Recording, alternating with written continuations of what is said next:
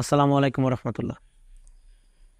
তো আজকে আমরা কথা বলবো অষ্টম শ্রেণীর প্যাটার্ন চ্যাপ্টারের, তোমরা দেখতে পাচ্ছ প্যাটার্ন, সে প্যাটার্ন অধ্যায়ের দ্বিতীয় পর্ব নিয়ে।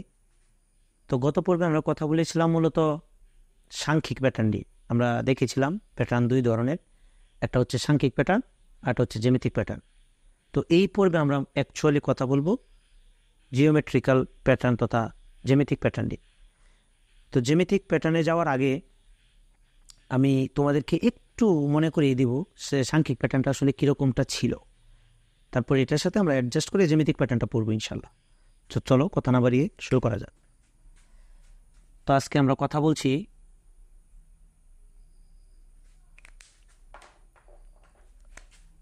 কথা বলছি জ্যামিতিক প্যাটার্ন নিয়ে, তাই না? তো সাংখ্যিক প্যাটার্নটা এরকম ছিল যে কোনো একটা সংখ্যা ছিল এরকম, আচ্ছা 5 দিয়ে কেন শুরু হতে হবে, অন্য সংখ্যা দিয়ে শুরু করি, যেমন 7, তারপরে 12, 17, 22, এরপরেরটা কত। তো বিষয়টা এরকম ছিল, এই যে এটার গ্যাপ আমরা খেয়াল করেছিলাম, 7 আর 5 12, 12 আর 5 17, 17 আর 5 22, তাহলে 22 আর 5 কত হবে? 27, তার মানে এর আনসার হবে 27। বিষয়টা এরকমটাই ছিল, এটা তো আমরা পারি, তাই না? তো জ্যামিতিক প্যাটার্নে এই আর কি, জ্যামিতিক প্যাটার্নে আসলে বিষয়টা এটাই, আমরা মূলত এই সাংখ্যিক প্যাটার্নকে অবলম্বন করে জ্যামিতিক প্যাটার্নটা কমপ্লিট করব। তো বরাবরের মতোই আমি জ্যামিতিক প্যাটার্নও কিছু এঁকে নিচ্ছি। এই যে আমরা খেয়াল করি জ্যামিতিক প্যাটার্নের জন্য, যেমন আমরা প্রথমে শুরু করতে পারি, এটা মুছে দিই, এই যে খেয়াল করি, এই ধরো এটা ফার্স্ট ফিগার, প্রথম চিত্র, দেন এই এই এই এই এই এই এই এটা হচ্ছে সেকেন্ড ফিগার বা দ্বিতীয় চিত্র। তোমরা একটু বোঝা ট্রাই করো।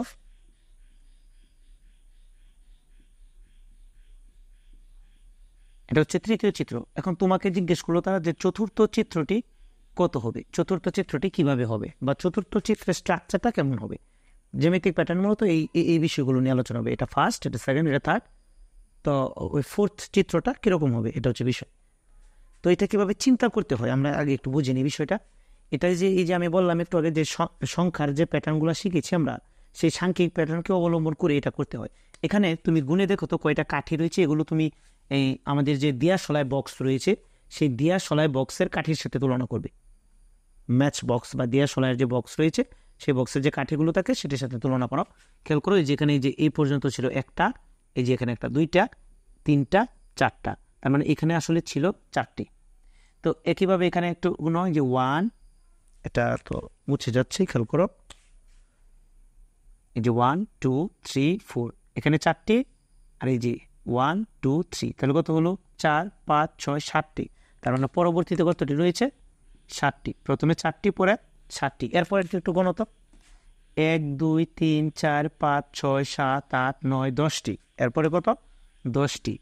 এখন তুমি তো বুঝতেই পারছো এই যে 4 7 10, তার মানে প্রতিবার পার্থক্য কত করে হচ্ছে? 3 করে।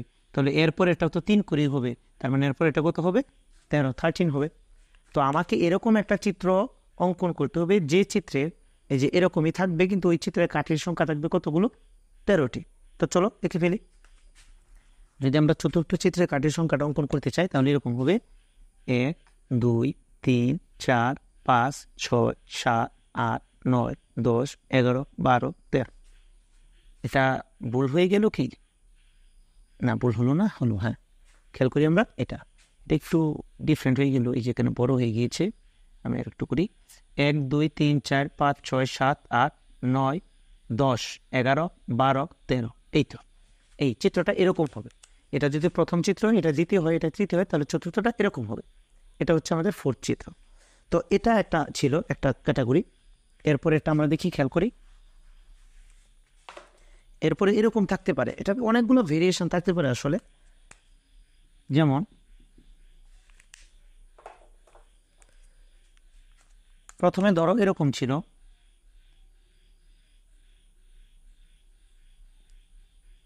1 2 3 4 5 6, এই যে ফার্স্ট চিত্রটা ধরো আমাদের এরকম আছে, এই যে আমি যেরকম লিখলাম।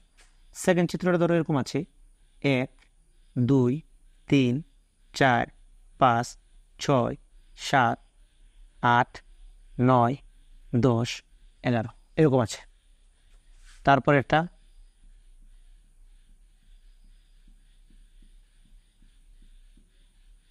এরকম আছে। এখন তোমাকে বলো এই এই এই চতুর্থ চিত্রটা কীরকম হবে, খেয়াল করো। এটা ফার্স্ট, সেকেন্ড, থার্ড। তো তুমি তো বুঝতেই পারছো এটা আসলে 6। এই দেখো, এই যে 1 2 3 4 5 6, প্রথমটায় কয়টা আছে? প্রথমটায় হচ্ছে 6টা। পরে খেয়াল করো 1 2 3 4 5 6 7 8 9 10 11, গুনি আবার 1 2 3 4 5 6 7 8 9 10 11। তার মানে পরে একটা আছে কয়টা? 11টা। এরপরে কোনো 1 2 3 4 5 6 7 8 9 10 11 12 13 14 15 16, পরে এটা আছে 16টা। এই যে আশা করি ধরতে পারবা 6 আর 5 11, 11 আর 5 16। ও তার মানে 5 ব্যবধান করে যাচ্ছে, তাহলে পরেরটায় আরও 5 অ্যাড হবে, তাহলে 16 আর 5 কত হবে? 21। 16 আর 5 21। তার মানে পরবর্তী চিত্রটায় এরকম একটা চিত্র অঙ্কন করতে হবে যেখানে 21টা দেশলাই থাকে, ঠিকই তো, দেশলাই কাঠি থাকে 21টা। হ্যাঁ, 21টা। তাহলে 1 2 3 4 5 6 7 8 9 10 11 12 13 14 15 16 17 18 19 20 21। এই যে এর পরবর্তী চিত্রটা হবে এরকম। এটা প্রথম, দ্বিতীয়, তৃতীয়, এটা হবে চতুর্থ। আশা করি বুঝতে পারছো, খুবই ইজি আসলে এগুলো। এরপর একটা খেয়াল করো তো, এরপর একটা আমি আসলে তোমাদেরকে চেষ্টা করছি এই জ্যামিতিক প্যাটার্নের ভেরিয়েশনটা দেখানোর জন্য, যেন তুমি যে কোনো ধরনের সৃজনশীল বা সিকিউ কোয়েশ্চেন এলে তুমি অ্যান্সার করতে পারো। দেখো তো পরেরটা কীরকম হয়।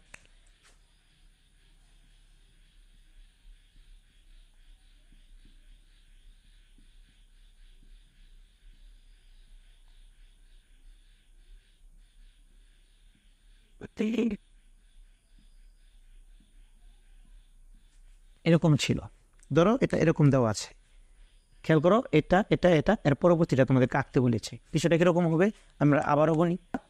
1 2 3 4 5 6 7, প্রথমে 7টা আছে তাই না? এরপরে 1 2 3 4 5 6 7 8 9 10 11 12, তারপর 12টা আছে। এরপরে 1 2 3 4 5 6 7 8 9 10 11 12 13 14 15 16 17, 17টা আছে। তাহলে যে 7 আর 12 5 ব্যবধান, 12 আর 17 5 ব্যবধান, তাহলে 17 আর 5 কত হবে? 21 ব্যবধান। তার মানে পরেরটা তো কয়টা হবে? 21টা হবে। তো আমি এরকমভাবে ড্র করবো যেন 21টা কাটি থাকে। তো দেখো তো কীভাবে আঁকা যায়। এরপর এটা তাহলে এইভাবে হবে 1 2 3 4 5 6 7 8 9 10 11 12 13 14 15 16 17, এই তো 17টা হয়ে গেল তাই না? এই যে এর তারপরের ফিগারটা এরকম হবে। কেমন? এর পরবর্তীটা খেয়াল করি আমরা। এর পরবর্তীটা যদি আমরা দেখি, এর পরবর্তীটা আরও ইজি। ধরো এরকম আছে, খেয়াল করবা। হ্যাঁ,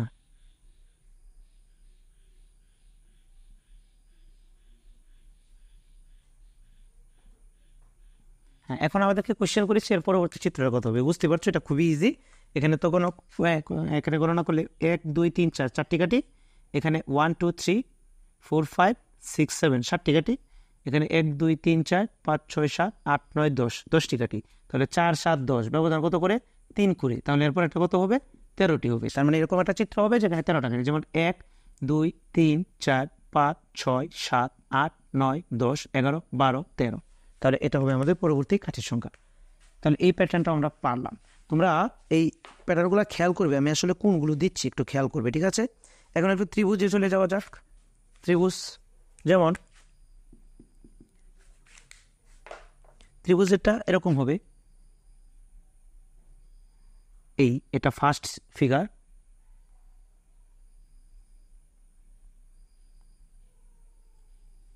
সেকেন্ড,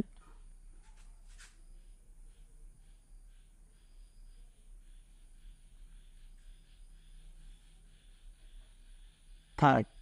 এবার আমাদেরকে বলেছে যে চতুর্থ চিত্রটা কেমন হবে। তো আবারও একটু গুণার কাজটা কমপ্লিট করি।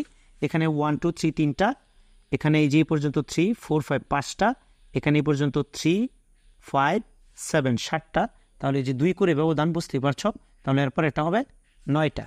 তাহলে 9টা 9 ঘর হলো চিত্রটা কেমন হবে? ফার্স্ট ট্রায়াঙ্গেল, প্রথমে ত্রিভুজটা অঙ্কন করলাম, তারপরের ত্রিভুজটা অঙ্কন করলাম, তারপরের ত্রিভুজটা অঙ্কন করলাম, অ্যান্ড লাস্ট অফ অল তারপরের ত্রিভুজটা অঙ্কন করলাম। তাহলে পরবর্তীটা হবে এরকম, এখানে 3 5 7 9টা হয়েছে, দেখো তো 3 4 5 6 7 8 9, হ্যাঁ 9টা হয়েছে। এটা হচ্ছে এরপরেরটা। তো বিষয়গুলো মাচ ইজি, হ্যাঁ আমার কাছে মনে হয় এগুলো ইজি। এরপর এটা একটু খেয়াল করো, এরপর একটা হবে এরকম,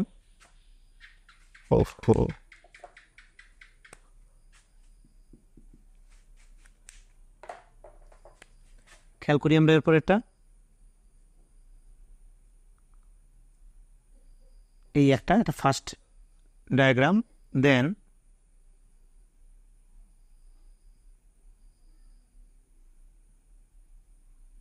এটা সেকেন্ড,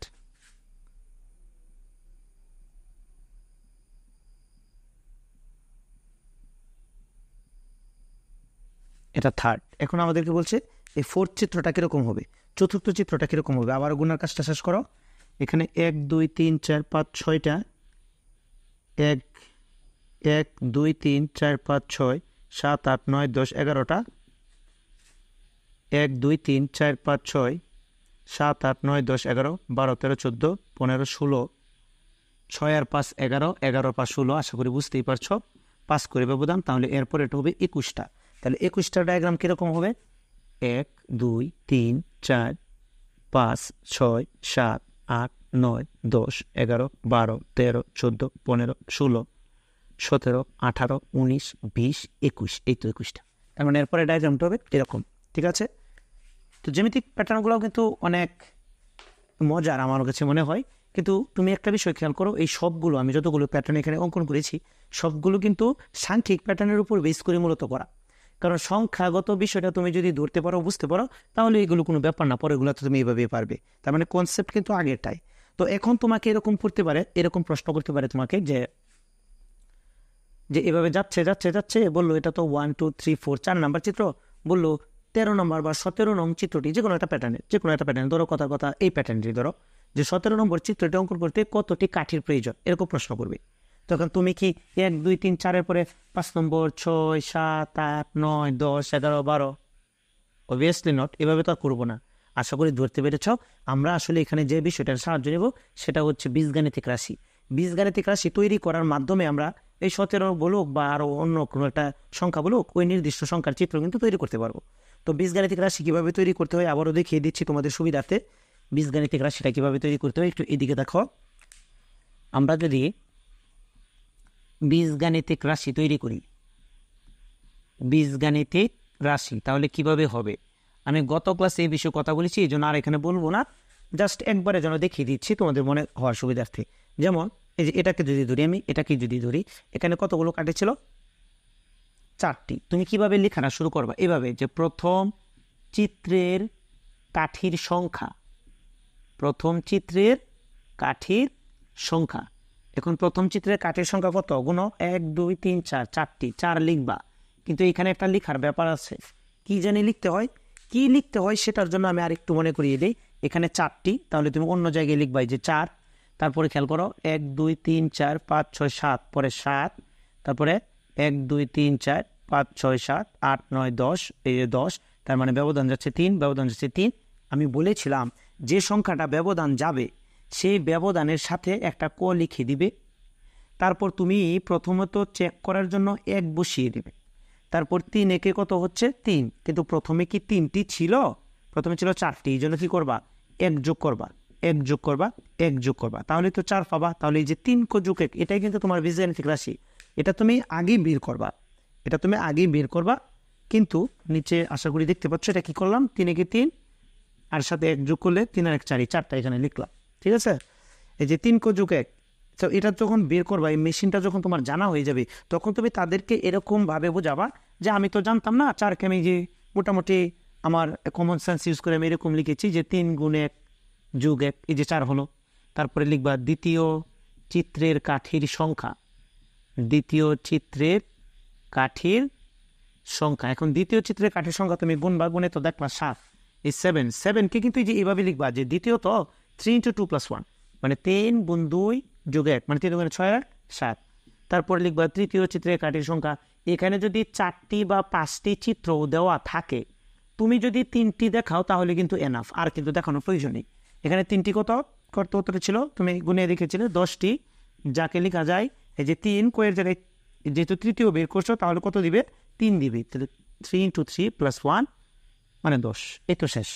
তো এরকম লেখার পরে, এরকম 3টা দেখানোর পরে তুমি কি লিখবা, তোমার যেটা দরকার। সুতরাং কতম চিত্রের কাঠির সংখ্যা, কতম চিত্রের কাঠির সংখ্যা। এখন কতম চিত্রের কাঠির সংখ্যাটা কত হবে, তাহলে হবে এই কোয়ের সাথে 3 গুণ +1 বা 3-এর সাথে ক গুণ, 3-এর সাথে ক গুণ। এটা তুমি কীভাবে লিখতে পারো যে 3-এর সাথে ক গুণ +1, যেটাকে আমরা লিখতে পারি 3 ক +1। তাহলে নিচে একটা লাইন লিখে দিবা, সুতরাং বীজগণিতীয় রাশি, সুতরাং বীজগণিতীয় রাশি কত, 3 ক +1। শেষ হয়ে গেল। তাহলে এই হচ্ছে মূলত এই জ্যামিতিক প্যাটার্ন কীভাবে অঙ্কন করতে হয়, জ্যামিতিক প্যাটার্নগুলো কীভাবে আইডেন্টিফাই করতে হয়, জ্যামিতিক প্যাটার্ন থেকে কীভাবে বীজগাণিতিক রাশি তৈরি করতে হয়। এখন তোমাকে বললো যে কোনো একটা চিত্রে, ধরুন তো এই চিত্রের জন্য অঙ্কন করেছি যে এই চিত্রে এই 50 নং চিত্রের কাঠির সংখ্যা কত, তখন তুমি এখানে বলবে সুতরাং 50তম চিত্রে কাঠির সংখ্যা, তারপরে 3 × 50 + 1, তাহলে 151 হবে, 151টি। এই হচ্ছে এই বীজগাণিতিক রাশির মুজিজা বা কি বলে এটাকে, অলৌকিকতা। এভাবে আমরা এটা করতে পারি, ঠিক আছে। এটা হচ্ছে মূলত জ্যামিতিক প্যাটার্ন। তো এই সাংখ্যিক প্যাটার্ন এবং জ্যামিতিক প্যাটার্ন করার পরে আমাদের আরও একটা বিষয়ের দিকে ধাবিত হতে হবে, এবং সেটা খুবই গুরুত্বপূর্ণ বিষয়। বিশেষ করে তোমাদের আমি যখন ম্যাথমেটিক্যাল সলিউশন ক্লাসটা দেবো, তখন সেখানে তোমরা দেখতে পাবা তোমাদের যে সৃজনশীলের বড় ঘ নম্বর প্রশ্নটা আছে, সেই বড় ঘ নম্বর প্রশ্নে তারা জিজ্ঞেস করবে যে এই চিত্রের প্রথম থেকে শুরু করে 100টি চিত্র তৈরি করতে মোট, দ্যাটস দ্য ওয়ার্ড, মোট, এই মোট কতটি কাঠি লাগবে। তো মোট বললে কিন্তু আর এভাবে হবে না, কারণ এটা তো ইন্ডিভিজুয়ালি 50 নং চিত্রের কাঠির সংখ্যা। বা আমরা যে সাংখ্যিক প্যাটার্নগুলো পড়েছি, যদি আমি বলি এটা তো ইন্ডিভিজুয়ালি 50তম পদ, কিন্তু তারা যদি সাংখ্যিক প্যাটার্নে জিজ্ঞেস করতো প্রথম থেকে শুরু করে এই 50তম পদের যোগফল কত, তাহলে কিন্তু শুধু 50তম পদ বের করলেই হবে না, এই প্রথম প্লাস দ্বিতীয় প্লাস তৃতীয় প্লাস চতুর্থ প্লাস পঞ্চম এভাবে যেতে যেতে যেতে যেতে +50, 50তম সবগুলো পদ যোগ করে কত হয় সেটা আমাদেরকে দেখিয়ে দিতে হবে।